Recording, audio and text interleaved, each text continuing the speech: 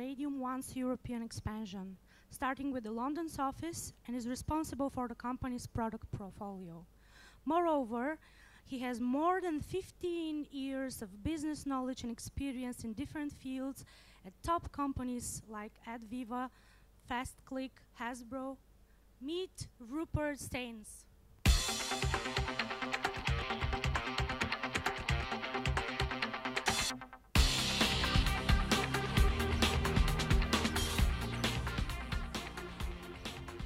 Good afternoon.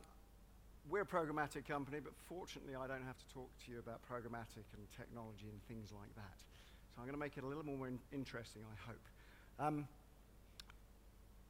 Dark social. Before I give you the term that is and what it means and what it stands for, I'm just going to show you a little bit of what it is we're all facing as consumers and as individuals, which is we are always on. We have a voracious appetite today, especially younger people, but equally now older people, for content in every possible form. And when it comes to advertising, we're experiencing it and coming across it every day. So if you can hit the video, please. Thanks.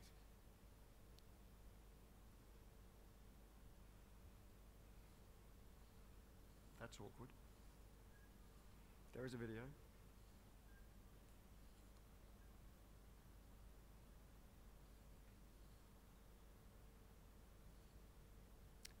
No video.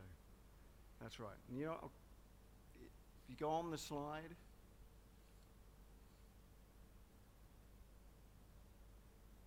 you know what? We'll cut the video. We'll just move on to the next thing. I'll just give you a little explanation of the video. It was I'm not going to act it out. But it was actually one of our employees who just, for 24 hours, we asked her to film herself from the moment she got up to the moment she went to bed. Here it is, but unfortunately it's missing the music as well. Brilliant.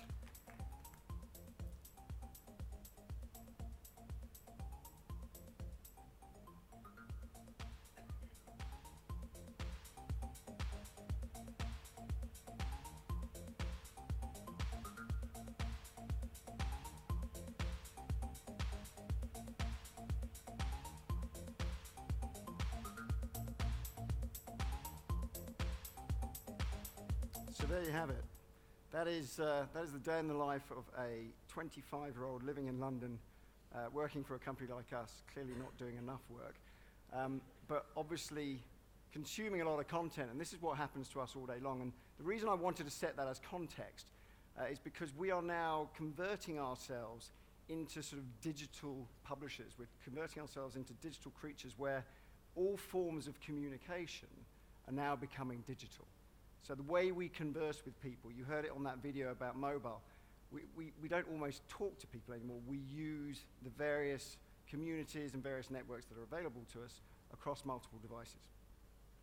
But I'm going to talk to you about dark social. So what is dark social? Has anybody here heard of the term dark social? Brilliant. No one. Good. Well, actually, it wasn't coined by us. It was coined by a gentleman called Alexis Madrigal, who was the tech editor of Atlantic.com a couple of years back. And he was kind of fishing around, a bit geeky, and he was looking at his various stats on Chartbeat.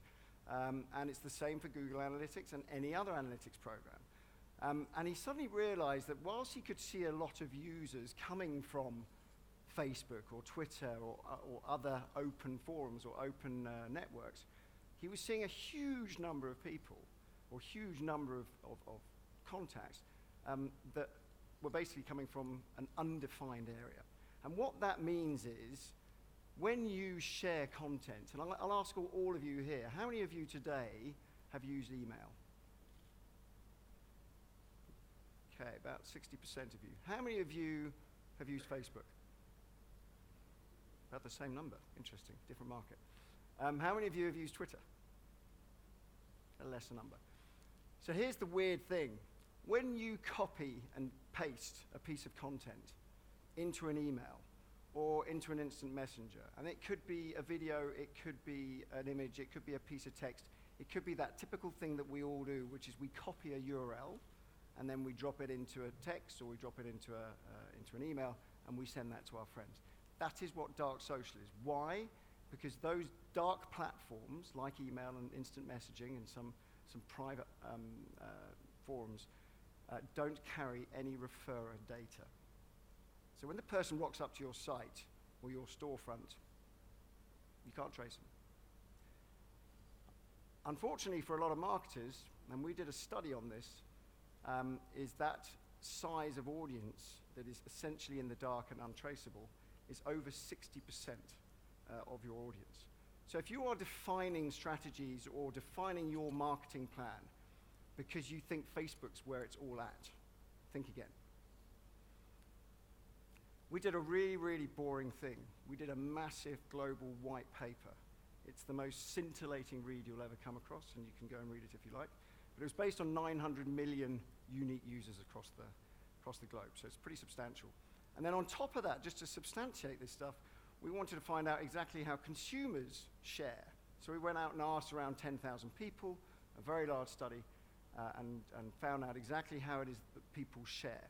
And not surprisingly, those results told. So when we looked at it by region, dark social clearly dominates in each region, more so in Europe, possibly because the US is that much more ahead in terms of the social networks that have been developed, but still in essence, you're seeing a similar pattern across every part of the globe. Here's the other fact.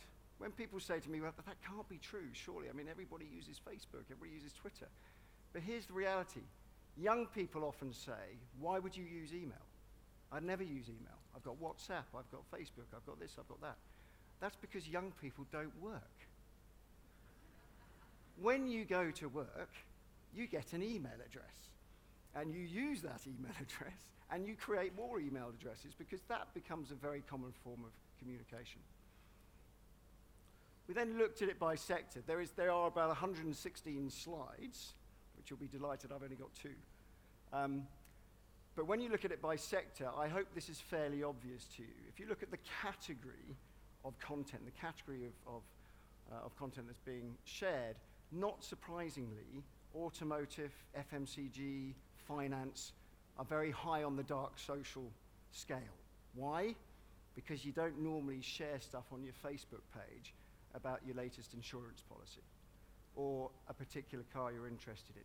It tends to be a very intimate social network that you're dealing with. And so it's the largest intimate social network because you're sharing one-to-one, people who influence you and people you can influence. And that's very important when you then apply that to your marketing strategy. We looked at it from a brand perspective, so looking at different brands that have a lot of sharing happening. You probably can't read this. In fact, I can't, so you definitely can't. But essentially, the top line there is the companies that have the largest amount of shares. So typically here, you've got Apple, you've got Google, you've got Samsung. All the gray is dark social. So there's across all these big brands, and these are all global brands here, have a huge amount of dark social sharing. So if you are a brand, you don't exist in Facebook because Facebook is where people like to consume you. You exist as a content in your own right. And if people are interested in it, they will typically be sharing this stuff in the dark. The blue is Facebook, the light blue is Twitter. The red out of interest is Pinterest. I don't know how many people use Pinterest in this market particularly, but that particular company is IKEA.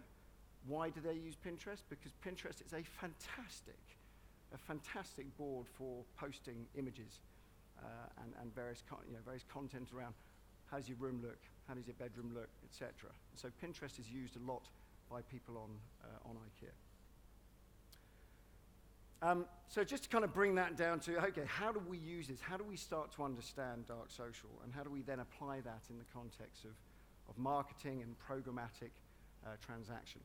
Well, we work with Universal. Sam Smith, as one artist, obviously a very popular artist right now, they use our tools across all their digital content. So if you think about it, every piece of digital content that you create as a business, that you push out there as a business, whether that be in your owned media, so your own website, or your earned media, such as Facebook or Twitter or Google Plus and the rest,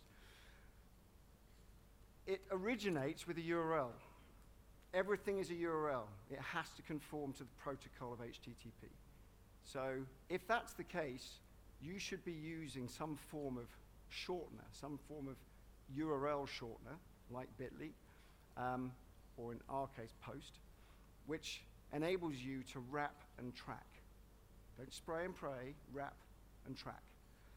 So in their case, they're using that shortener across all their social channels. They're using the share widget that sits on your web page. So every web page these days has the little widget for Twitter and Facebook and email and so on.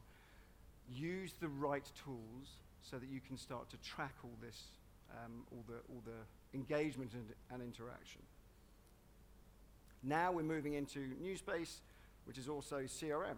So lots of companies have huge amounts of static data, customer files that are sat there, pretty much useless unless they can actually start to onboard it and understand that in the context of digital.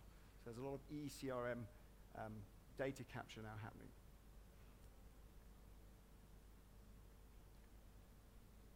To Jack's point earlier, we're moving to a world of not a tech stack, but more of an ecosystem. RadiumOne, and it's not a sales pitch, but RadiumOne, for the sake of explaining the point, we operate an ecosystem. We have the three legs of the stool. We have the data, we have the DMP, where you essentially organize that data, organize audience, and then we have the delivery engine, so the programmatic piece, which makes the efficiency of buying media that much greater. But it's not about the programmatic, it's about the data. If you don't understand the small data, not the big data, then you're never going to achieve the kind of results or business outcomes that you are looking for. How do we know that this actually works? Well, even a study here by AdShopper done only last year across 304 million users discovered that when you take actual ROI, how many sales are occurring off the back of shares happening across these different channels, you can see the clear winner, because email is still driving a huge amount of that engagement and sharing. So that's a really important point, because I know a lot of people in newer markets are thinking to themselves, I want to buy likes, I want to get followers. It's the wrong focus. Focus on how your content's being engaged with. So, key benefits, last two slides. Capture data in real time. If I'm sharing a piece of information with my mother or my sister, I want to know what's relevant to me, what the sentiment is right here, right now, so that I can respond to it in real time. If I find out something, and I'm sure everybody's been annoyed here by constant banners that tell you, why aren't you buying that tent that you bought 12 months ago? It's kind of irritating. You need to be using data intelligently and in real time. All these factors around using data and understanding how people are communicating across platform will help you amplify your social strategies, your PR strategies, and obviously informs your paid media investment. So as I said before, last tips, wrap and track.